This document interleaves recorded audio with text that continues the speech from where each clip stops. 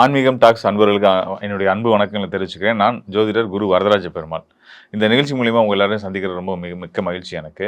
அ இந்த நிகழ்ச்சி என்ன அப்படின்னு கேட்டீங்கன்னா, தமிழ் புத்தாண்டு பலன்கள். உலகெங்கிலும் வாழக்கூடிய ஆன்மீகம் டாக்ஸ் அன்பர்களுக்கு என்னுடைய தமிழ் புத்தாண்டு வாழ்த்துக்களை முதல் தெரிவிச்சுக்கிறேன். மேலும் இந்த தமிழ் புத்தாண்டு ஒவ்வொரு ராசிக்காரர்களுக்கும், அதாவது மேஷம் முதல் மீனம் வரையான 12 ராசிக்காரர்களுக்கும் எந்த வகையில பலன்கள் குடுக்கப் போகுது அப்படின்றத நம்ம டீட்டெயிலா பார்க்க போறோம். ஆண்டு கிரகங்கள், மாத கிரகங்கள் எல்லாத்தையும் கணக்கிட்டு, அதாவது ஆண்டு கிரகங்கள்னு சொல்லக்கூடியது பார்த்தீங்கன்னா, ராகு, கேது, குரு, சனி இவங்கலாம் ஆண்டு கிரகங்கள். ஒவ்வொரு ராசியிலையும் அதிகமான காலங்கள் எடுத்துக்கக்கூடிய கிரகங்கள். இவங்களோட நிலை என்னவா இருக்கு? இது உங்களுடைய ராசிக்கு என்ன பலன்கள் குடுக்க போறாங்க அப்படின்றத நம்ம டீட்டெயிலா பார்க்க போறோம். இந்த ஆண்டு பார்த்தீங்கன்னா, குருவுடைய பயிற்சி ரொம்ப முக்கியமானதா இருக்கு. ஏன்னு கேட்டீங்கன்னா, ஒரு 12 ஆண்டுகளுக்கு பிறகு குரு தன்னுடைய உச்ச பலம் பெறக்கூடிய வீடான கடக ராசிக்குள்ள வரப்போறாரு. ஸோ குரு உச்ச பலம் பெறதில 12 ஆண்டுகளுக்கு பின்னாடி பலம் பெறதில என்ன ஒரு சிறப்பு இருக்குது அப்படின்னு கேட்டிங்கன்னா, குரு தான் இங்கே இருக்கிறதுலே முழு சுபகிரகம்னு சொல்கிறது குருவை தான் சொல்லுவோம். ஸோ முழு சுபகிரகமான குரு பகவான் ஒரு உச்ச பலம், அவர் தனிச்சு சுய பலத்தோடு நிற்க போகிறார் இல்லையா? ஸோ அவர் ஒரு நல்லவங்க பலமாக இருந்தால் அந்த ஊருக்கே நல்லது அப்படின்ற மாதிரி, உலகத்துக்கே நல்லது நம்ம குரு பகவான் உச்சம் பலம் அடைகிறது. ஸோ அந்த வகையில் 12 ஆண்டுகளுக்கு பிறகு குரு உச்சம் பெற்று இருக்கக்கூடிய இந்த தமிழ் புத்தாண்டு பிராபவ ஆண்டு ஒவ்வொரு ராசிக்காரர்களுக்கும் எப்படி பலன்களை கொடுக்க போது நம்ம பார்க்க போகிறோம், டீட்டெயிலாக பார்க்க போகிறோம். தொடர்ந்து இந்த நிகழ்ச்சியை பாருங்கள், நிச்சயம் உங்களுக்கு பயனுள்ளதாக இருக்கும். மக்களுக்கு என்னுடைய வாழ்த்துக்களையும் சொல்லிக்கிறேன். தமிழ் புத்தாண்டு வாழ்த்துக்களை நான் தெரிவித்து இந்த நிகழ்ச்சியை துவங்குகிறேன். நீதி தேவன் சொல்லக்கூடிய சனி பகவானுடைய ஆசி பெற்ற ஆதிபத்தியம் பெற்ற ராசியாக வரக்கூடியது மகர ராசி. மகர ராசிக்காரர்களுக்கு இந்த தமிழ் புத்தாண்டு மிக சிறந்த யோகங்களை கொடுக்கக்கூடிய, யோகங்களை வாரி வழங்கக்கூடிய ஒரு அற்புதமான தமிழ் புத்தாண்டு அமையப்போகுது. எதிர்வருங்காலம் உங்களுக்கு சிறப்பாக இருக்கும்ன்றதுனால நீங்கள் எந்த கவலைகளும் இருந்தாலும் அதெல்லாம் மறந்துட்டு சந்தோஷமாக தமிழ் புத்தாண்டை கொண்டாட தயாராகுங்க. கண்டிப்பான முறையில் உங்களுக்கு நல்ல பலன்கள் காத்திருக்கு. இதை எதுக்கு நான் சொல்கிறேன்னு சொல்லிடுறேன். இந்த ஆண்டு பிறப்பு தமிழ் புத்தாண்டு பிறக்கிறதே பார்த்திங்கன்னா, மகர ராசிக்கு யோகஸ்தானம்னு சொல்லக்கூடிய ரிஷப ராசியில் தான் இந்த ஆண்டு பிறப்பே நிகழுது. உங்களுடைய யோகஸ்தானத்தில் தான் இந்த ஆண்டு பிறக்கிறதுனால இந்த ஆண்டு உங்களுக்கான யோகமான ஆண்டு அப்படின்னு சொல்லலாம். அந்த அளவுக்கு பல நல்ல விஷயங்களை உங்கள் வாழ்க்கையில் இந்த தமிழ் புத்தாண்டு நடத்த போகுது. அடுத்து வரக்கூடிய ஓராண்டு உங்களுக்கு மிக சிறந்த ராஜயோக காலம் அப்படின்றதை சொல்லலாம். நீங்கள் தொட்டதெல்லாம் பொண்ணாகக்கூடிய ஒரு அற்புதமான காலமாக இருக்க போகுது. நம்ம முன்னாடி சொன்ன மாதிரி யோகஸ்தானத்தை அடிப்படையாக கொண்டே இந்த ராசி இந்த ஆண்டு பிறக்கிறதுனால, ரிஷபராசின்றது இந்த ஆண்டு பிறக்கிறதுனால உங்களுக்கு சிறப்பான யோகமான ஆண்டு அப்படின்னு நம்ம தெரிஞ்சுக்கலாம். அது மட்டும் இல்லாமல் இந்த ஆண்டு பிறப்பை ஒட்டி பார்த்திங்கன்னா, உங்கள் ராசிநாதன் எங்கே இருக்காருன்னா, ராசிக்கு 3ஆம் இடமான மீன ராசியில் இருக்கிறாரு. ஸோ மீன ராசியில் சனி பார்த்திங்கன்னா, உங்களுக்கு லாபஸ்தான செவ்வாயோடு சேர்ந்துருக்கிறாரு. உங்களுடைய பாகியஸ்தான விதி புதனோடையும் சேர்ந்துருக்கிற நிலை இந்த ஆண்டு துவங்குறதுனால, நீங்கள் நினச்சதெல்லாம் பொண்ணாகக்கூடிய, நீங்கள் நினச்சதெல்லாம் சக்ஸஸ் வெற்றி அப்படின்ற மாதிரி ஒரு சிறப்பான யோகங்களை தமிழ் புத்தாண்டு நிச்சயமான முறையில் உங்களுக்கு கொடுக்குன்றதில் எந்த சந்தேகம் வேணால். கோச்சார கிரகங்கள், அதாவது உங்களுடைய ராசி அடிப்படையில் சொல்லக்கூடிய இந்த கோச்சார பலன்கள் அடிப்படையில் கிரக நிலைகள் எல்லாமே ரொம்ப சிறப்பாகவே இருக்குது. அதனால் நீங்கள் மகிழ்ச்சியாக இருக்கலான்றதை நான் உங்களுக்கு உறுதிபட தெரிவிச்சுக்கிறேன். ரெண்டாவது, உங்கள் ராசிக்கு 2ஆம் இடத்துல, அதாவது கும்ப ராசியில் சந்திரனும் ராகுவும் இணைவு பெற்றிருக்கக்கூடிய நிலையில் இந்த ஆண்டு துவங்குது. இந்த சந்திரன் ராகு இணைவு நல்ல விஷயமா அப்படின்னு கேட்டிங்கன்னா, பொதுவாக மனோகாரகன் சந்திரன், மனோ உடல்காரகன் சந்திரனோட ராகு இணைவு பெறுறது அவ்வளோ சிறந்த விஷயம் இல்லை தான். இருந்தாலும் கூட குரு பார்வையோடு இருக்குது. உங்களுடைய தனஸ்தானம் சொல்லக்கூடிய கும்ப ராசிக்கு குருவுடைய பார்வை, அந்த ஸ்தானத்தில் சந்திரனும் ராகுவும் இணைவு பெற்று இருக்கிறாங்க. அப்போ அவங்களுக்கும் குருவுடைய பார்வை கிடைக்கிறதுனால குரு ராகு இணைவு, குரு சந்திரன் இணைவு நல்ல பெயரோடு சேர்ந்த புகழும் உங்களுக்கு சேரும். இந்த கும்பராசியில் இருக்கிற சந்திரன் ராகுவுக்கு குருவுடைய பார்வை, இவங்க தொடர்போடு இருக்கக்கூடிய இந்த அமைப்பு பார்த்திங்கன்னா, உங்களுக்கு நற்பெயர், புகழ், அதே நேரத்தில் பொருளாதார முன்னேற்றங்களையும், குடும்பத்தில் சந்தோஷம், மகிழ்ச்சி, ஒற்றுமையெல்லாம் ஏற்படுத்தக்கூடிய ஒரு சிறப்பான கிரக அமைப்பு அப்படின்றத தெரிஞ்சுக்கணும். அதுக்கு அடுத்ததாக இந்த ஆண்டு துவங்கி ஒரு 1.5 மாதத்தில், அதாவது மே 26ஆம் தேதி, ஏப்ரல் 14ஆம் தேதி ஆண்டு துவக்கம். மே 26ஆம் தேதி பார்த்திங்கன்னா குரு பயிற்சி இருக்குது. குரு உங்கள் ராசிக்கு 3-11 அதிபதியாக அவர் உங்களுடைய ராசிக்கு 7ஆம் இடமான களத்திர ஸ்தானத்துக்கு வரப்போகிறாரு. கடக ராசிக்கு வரப்போகிறாரு. 12 ஆண்டுகளுக்கு பிறகு வரப்போகிறாரு. ஸோ குருவுடைய பார்வை உங்களுக்கு எதிர் ராசியில், நேர் எதிர் ராசியான கடகராசியில் அமர்ந்து குருவுடைய பார்வை, நேர் எதிர் பார்வை உங்களுக்கு கிடைக்கும். சமசப்தம பார்வைன்னு சொல்லுவோம் இல்லையா? சமசப்தம பார்வை குருவோட பார்வை உங்களுக்கு கிடைக்கும். வியாழன் நோக்கம்னு சொல்லுவாங்க. வியாழனுடைய பார்வை உங்களுக்கு கிடைக்க போகுது.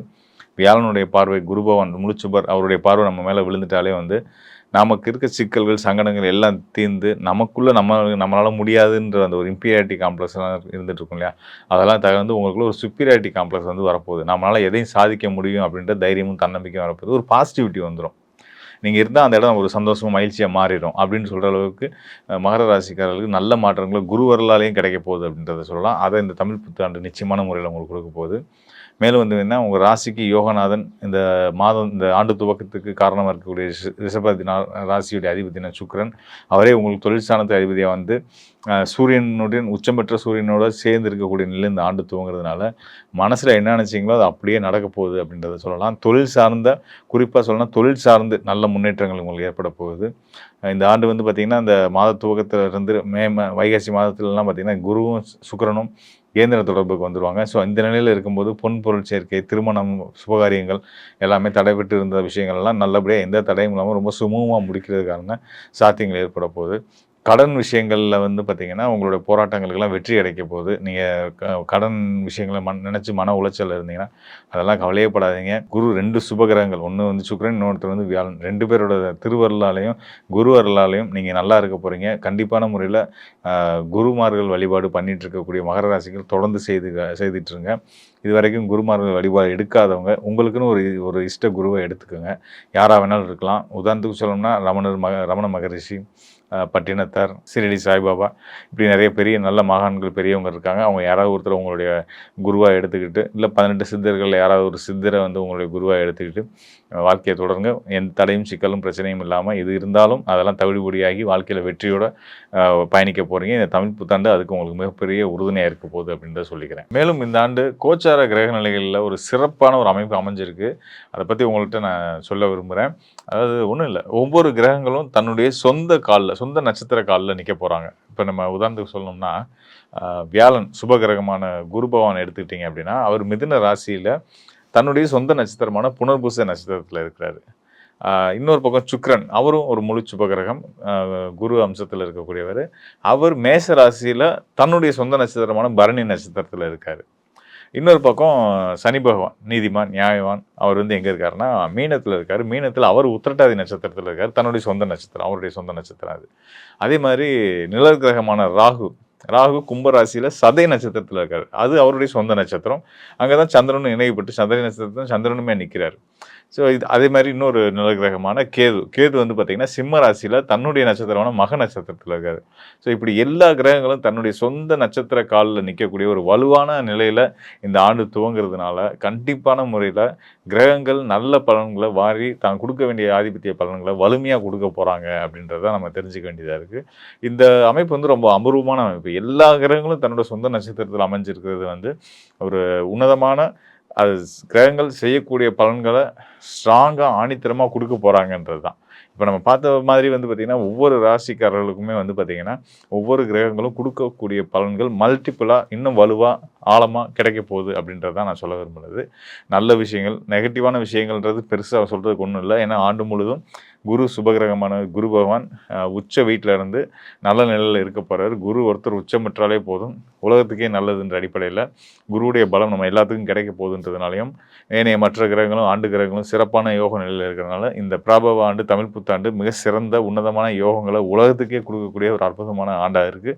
அதனால் 12 ராசிக்காரர்களுக்கும் மிக சிறந்த ராஜயோக காலமாக இந்த ஆண்டு இருக்க போது எல்லோரும் எல்லா மக்களுக்கும் மனதில் அமைதியும் சந்தோஷமும் பெருக போகுது அப்படின்றத தெரிஞ்சுக்கலாம்.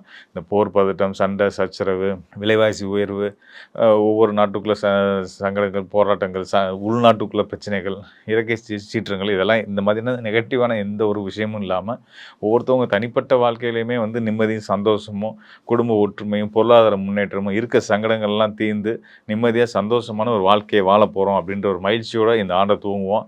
கண்டிப்பான முறையில் கிரகங்கள் நமக்கு சப்போர்ட்டிவாக இருக்கிறாங்க. ஸோ சந்தோஷம் மகிழ்ந்து கொண்டாடுறதுக்கு தயாராகலாம்.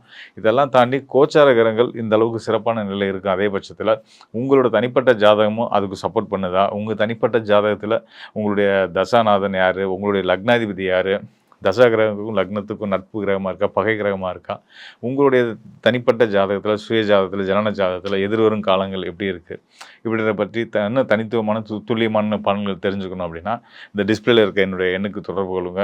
உங்களுடைய அனைத்து சந்தேகங்களுக்கும் சரியான தெளிவுகளை கொடுத்து உங்கள் வாழ்க்கையில் ஒரு மிக சிறந்த ஒரு நல்ல மாற்றத்தை உருவாக்குறதுக்கு நானும் ஒரு உறுதுணையாக இருப்பேன் அப்படின்னு சொல்லி மீண்டும் ஒரு முறை தமிழ் புத்தாண்டு வாழ்த்துக்களை சொல்லி இந்த புத்தாண்டு எல்லோரோட வாழ்விலையும் மகிழ்ச்சியையும் இறை அருளையும் கொடுத்து நம்மளை மேம்படுத்தும் அப்படின்றத நான் நம்புகிறேன். உங்களுக்கு அதை நான் வாழ்த்தா தெரிவித்து விடைபெறுகிறேன். நன்றி, வணக்கம் நண்பர்களே.